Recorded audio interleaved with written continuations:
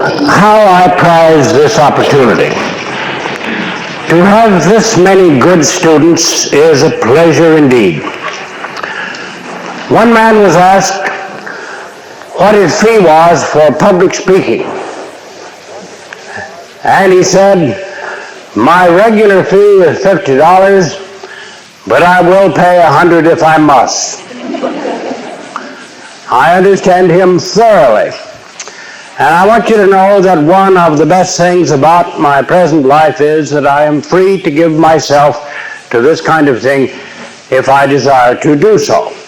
And I do desire to do so. And I want to build up these 5 nights in March with all the strength of which I am capable. And I look upon all of you as students, not one as an auditor, not one as an observer, not one as an outsider. I hope you will take notes. Especially take down the jokes like this good one that Al Need just gave. Because in our sad life we need all the laughter we can get. I promise you that I will give you one story every week, and I mean to keep my promise. And tonight I want to give you a really prized one. Prized because it's true, factual, and local. Most stories we wonder where they came from. This one we know where it came from. There is a family in Richmond named Kleinknecht. Believe it or not, that's true. And we may have some of them here, and you all know them. Well, the telephone at Mrs. Kleinknecht's was by some inadvertency reached by somebody who wanted to know about some hospital test reports. And the woman on the other end of the phone, after Mrs. Kleinknecht had answered, said, "I've called to find out the results of my tests." And my neighbor said, "I'm sorry, you have the Kleinknechts."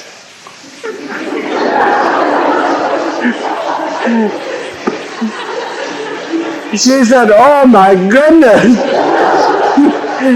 is it that bad?"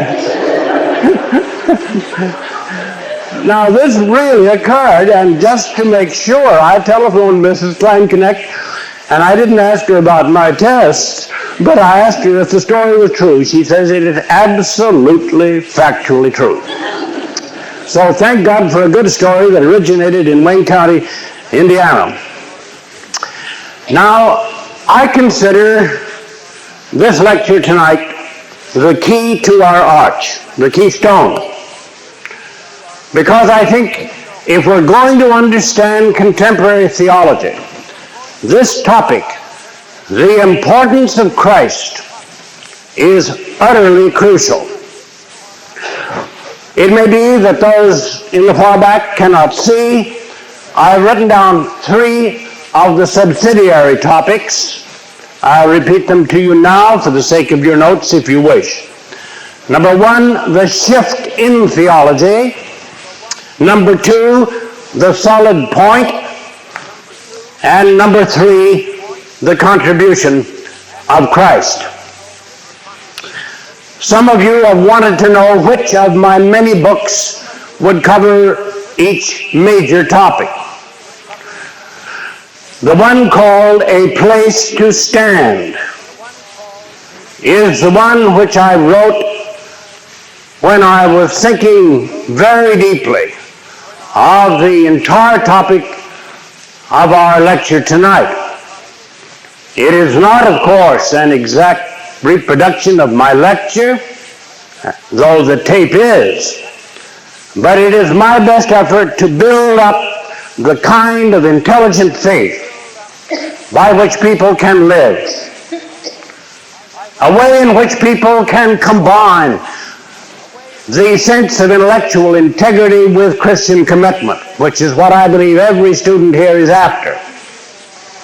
And I hope that that book will go on being read many, many years after my own death. Now the shift in theology in our generation is a shift primarily in order. There was a time when in a class in theology, which this is, there would always be a section about God and then a section about Christ. The great changes that we now in the most advanced places begin with Christ and go on to God. And I want to do everything I can to make you see why that radical and important shift is taking place. It begins this way. Many people feel utterly confused about God. They hardly know what you mean. Many of them think you're talking about some kind of an abstraction. Something that is beyond their conception so far that there is really nothing that they can say. And when they say, I believe in God, lots of them just don't have the slightest idea of what the words mean. But Jesus Christ is something else. In Jesus Christ, the average woman or man or any thinker of our time can get a hold of something really concrete, historical, understandable. Jesus Christ lived on this earth. He had a body like yours. He lived at a known point in history, which we can locate through the various imperial regimes of the Roman Empire. We know when it was, and we know where it was. Here's not something imaginary, speculative, dreamy, on some cloud. He was a person. He lived. He suffered. He died. He rose again. Nearly every person here is familiar with the Apostles' Creed. In many of your congregations, this is repeated over and over. The manager of our book table, Helen Crabtree, is a member of the Episcopal Church. I know that they normally say it every Sunday. Several of you whom I see are members of the Lutheran Church. You frequently say it every Sunday. And so on, I can say this of the others. Have you ever noticed that the greater part of the Apostles' Creed is about Jesus Christ? About actual events in history. He was born, it says. He suffered. He died. And he rose. All this is the very heart of the creed that has held Christians together for hundreds of years. A center of conviction, of common belief. And it is mostly about him. And if you go to the Nicene Creed, you find this even more strikingly the case. Now there is a very good reason for this spiritually. Because in Christ, people have something that they can get a hold of and to a great measure understand. And so in our time, we have made the shift. Once it was from God to Christ. Now it is from Christ to God. Because he said, he that hath seen me hath seen the Father. He said, no one knoweth the Father except the Son, and no one knoweth the Son except the Father, and anyone to whom he will reveal him. And it is immediately after that that he said, come to me. Not to some system, not to some speculation, to a person. Come to me, and I will give you a solid point. Take my yoke upon you and learn of me. And this is why increasingly in the modern world, the word yokefellow is a synonym for a committed Christian. It's the New Testament synonym. What then in our modern thinking is a Christian? It's terribly important to get that straight, because you hear people so confused. They say, some people say that if you belong to this denomination or that, you are. If you don't, you're not. Nobody here would accept that. We are very clear today, and this is a big step forward. A Christian is a person who is committed to Christ. There's something simple enough to live with and profound enough to change anybody's life. Now, as I said in my first lecture, I am gunning not just for you, but for the people whom you influence.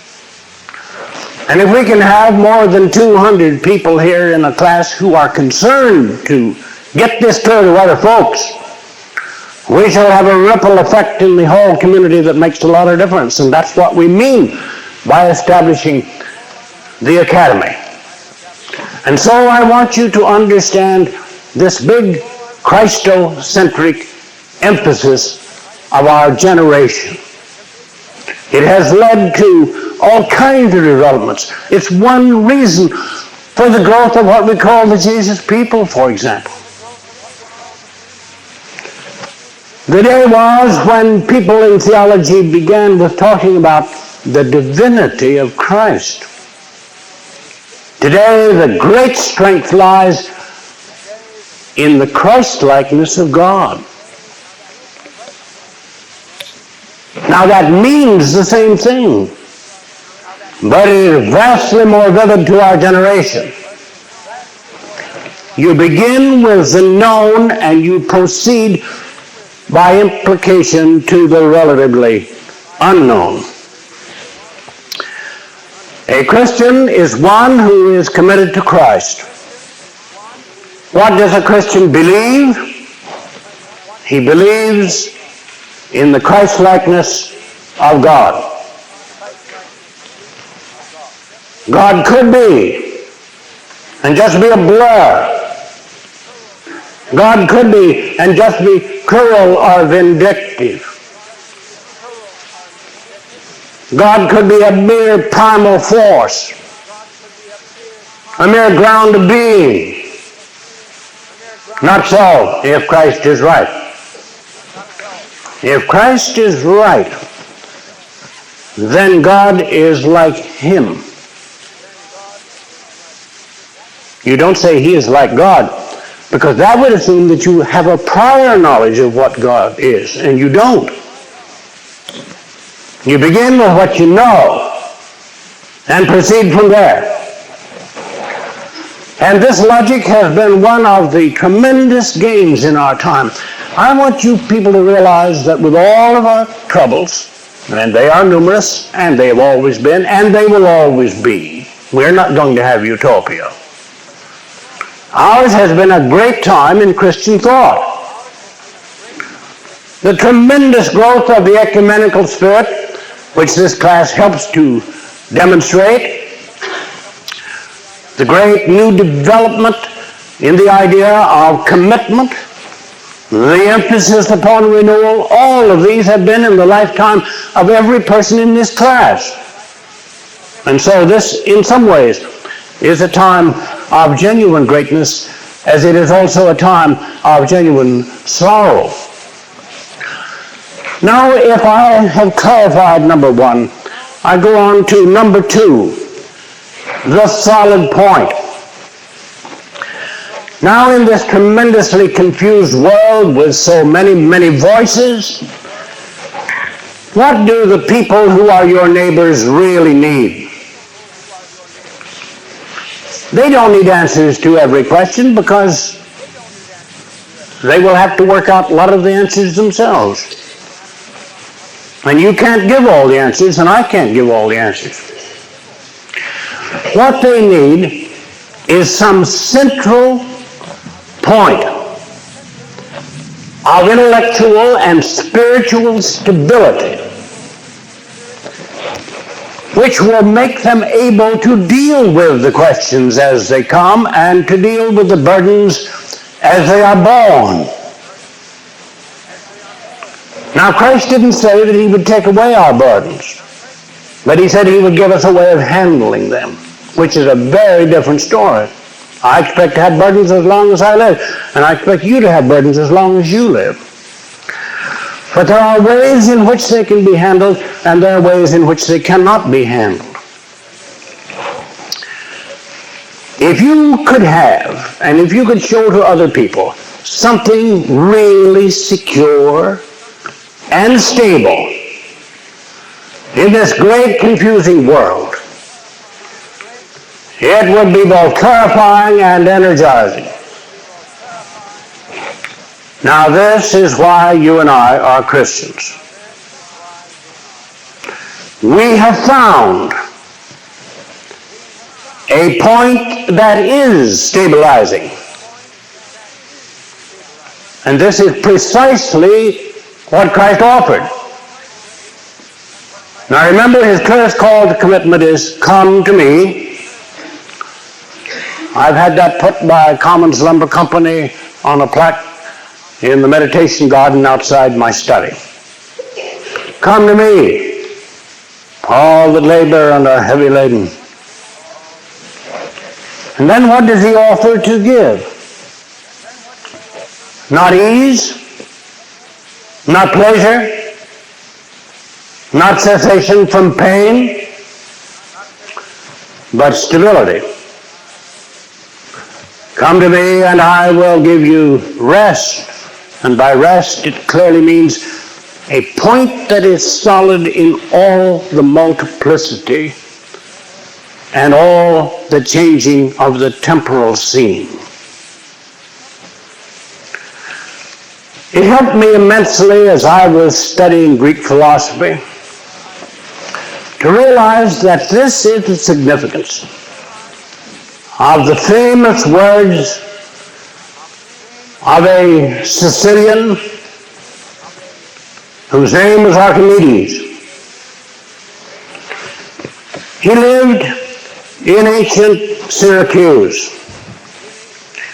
He was born in 287 BC and died in 212 BC.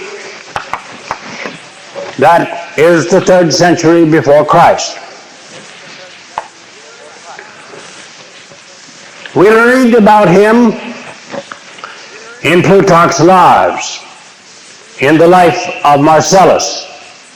And the connection is this, that when Marcellus attacked Syracuse for the Romans, Archimedes died in that year, was killed in the attack in the year 212. Archimedes, one of the most famous of all thinkers of the history of the world. Most of you could repeat his famous remark. He made this to Hieron, Heiron, the king of Syracuse. Hieron said, "My dear philosopher, how much can you lift?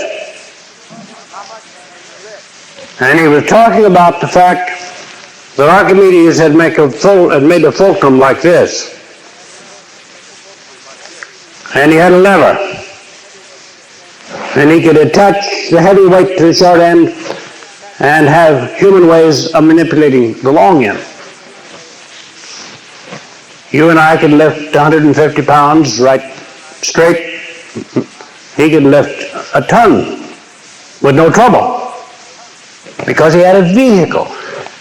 And he had a vehicle because he had a point of stability.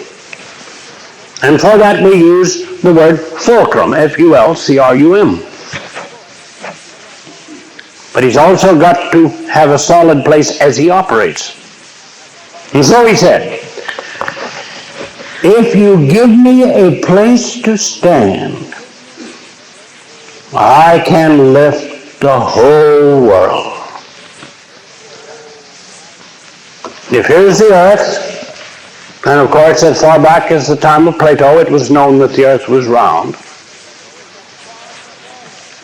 If you could get far enough off of it, and you had a solid fulcrum and a place to operate, of course you could lift the whole earth. And that's what he said.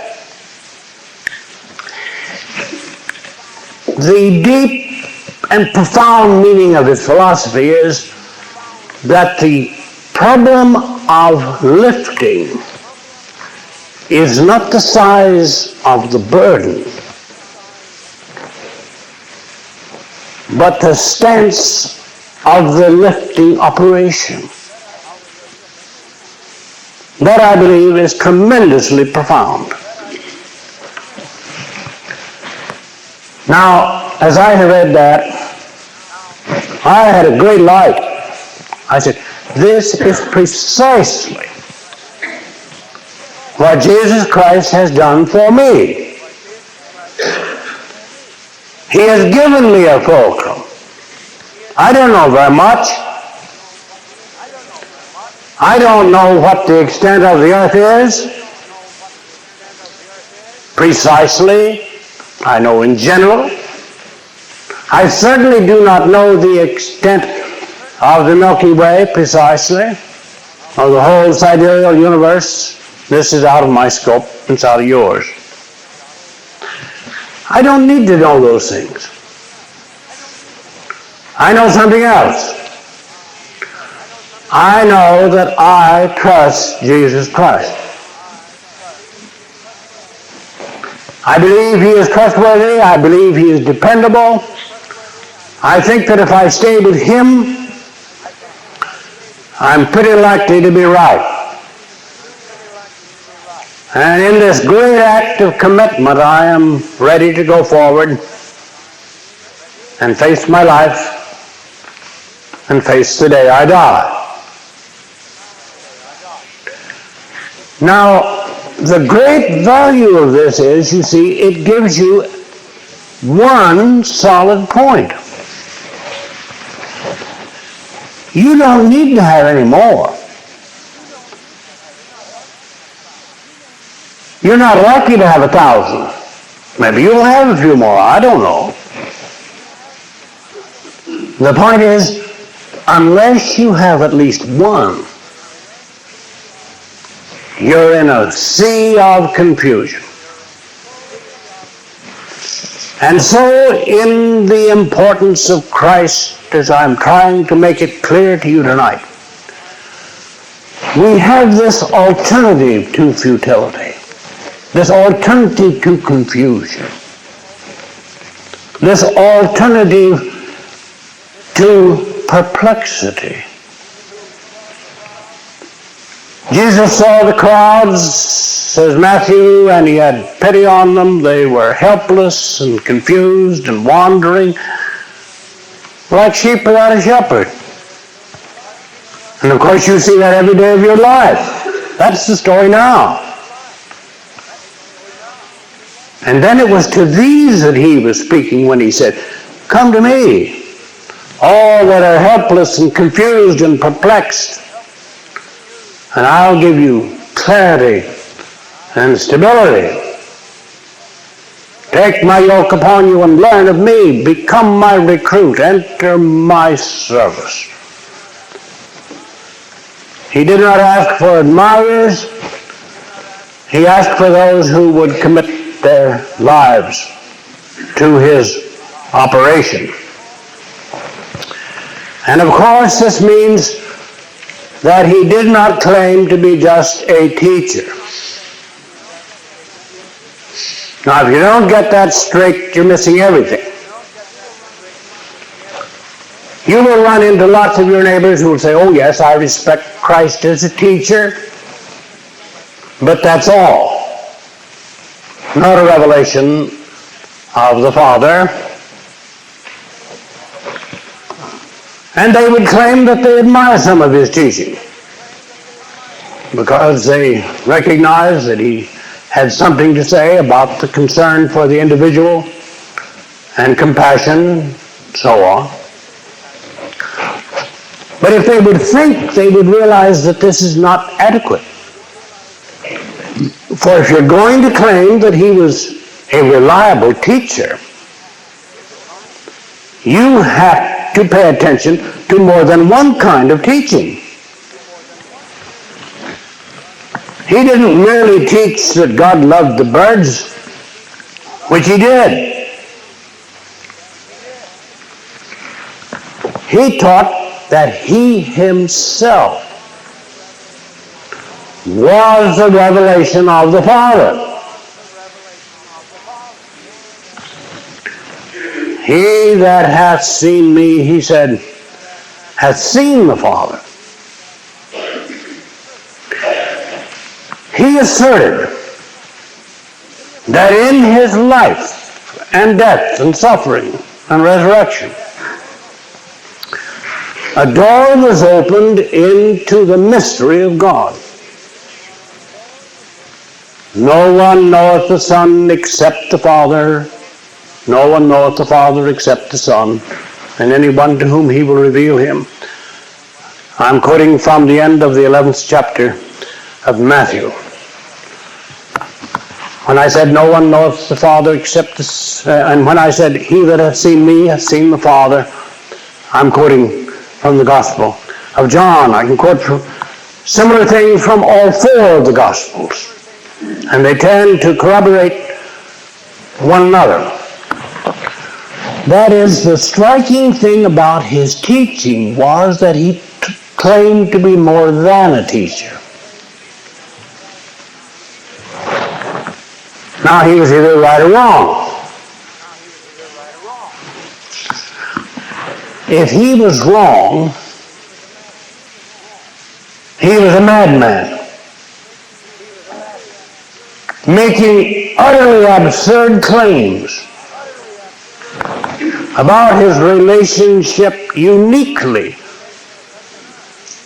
to the maker of heaven and earth. If he was merely a teacher, then of course this was utterly absurd and something that a thoughtful person would simply neglect. But there's the other possibility logically, namely that he was telling the truth. Historically, a Christian has been a person who believed that he was telling the truth. That he wasn't talking just about flowers and birds and sheep and wayfaring men and pathetic women. That he was talking about the person who is at the center of the world, who will be when this world is gone, who was before this world came into being. This is what he's saying. And it's in this that he's either right or wrong. And the important thing for a clear thinker to realize is that there is no third way. This divides the world in people's reaction to this amazing claim of Jesus Christ. He claims to tell what God is like. He claims that God cares for everyone and that he demonstrates this himself. And the glory of this is that this lifts the whole thing out of the trivial. Christianity is not just another religion. Christianity is a conviction of a tremendous truth about the nature of God. So it is no wonder that he said, I am the way, the truth, and the life. No one cometh to the Father but by me. Third, or gloriously true. And the striking fact is there is no way out of the facing of those options. I've often wished there were. And as a logician, I've never been able to find one. Now third, the contribution of Christ. Let's see what he gives you and gives all people who become committed to him. First of all, he makes you really believe in God. Because he does. Now, he is not God. He says specifically he is not. He said, the Father is greater than I. This is unequivocal. He is not God, he is revealing God. He is the Son of God, he says. He is the door. Now, you and I know lots of reasons for believing in God. I believe in God with all my heart. I believe that he is, that he was, that he will be, that this world, as I said last time, is not just one of sticks and stones. And I think it is a world that has a central purpose, and if it has a central purpose, then God has to be. And most of you know how hard I've worked on that in my book called The Philosophy of Religion, which gives the cumulative argument for that conclusion. I've done something of the same in a larger book called General Philosophy, with the strongest chapter that I can write called The Being of God, where I try to be clear and give the reasoning. And I stand by all that. But I tell you tonight that I suppose the greatest practical reason for believing in God Almighty is that Christ did. This I can't get around. Either God is or Christ was wrong.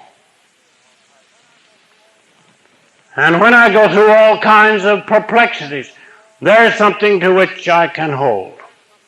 And I give it to you as something to which you can hold. When people ask you questions that you cannot answer, you could just say with complete simplicity, I am committed to Christ. He believed in God. So do I. In consequence, in the next place, it leads to a belief about the reality of prayer. Why? Because Christ prayed. He prayed on many occasions. In this central passage that I have quoted from the 11th chapter of Matthew, the beginning is a prayer. Matthew 11:25. At that time Jesus prayed and said, I thank thee, O Father, Lord of heaven and earth, that thou hast hid these things from the wise and understanding and hast revealed them unto babes. Prayer is the direct correspondence between minds, your mind and the mind of God. I know how difficult that is. I know the problems that includes. But I am not baffled by those problems because Christ prayed. And I say to myself in my struggle, either prayer is real or Christ was wrong.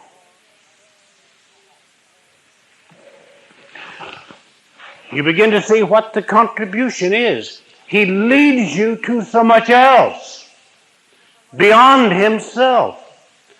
Once you have the central commitment, then you are already on the way to all these other things. But without the central commitment, you may not make this journey at all. In the next place, it leads to a belief in the life everlasting. Someday every human body that I see in front of me in this meeting house tonight will be dead, and mine will be too. Of course we all believe that. We can say over and over with Jesus, the night cometh when no man can work. I understand that. And a man who has influenced me very much had that inscribed across his watch that he carried as a reminder. We all know it's true. But is that the end of it? The Christian is convinced that that is not the end of it. Why?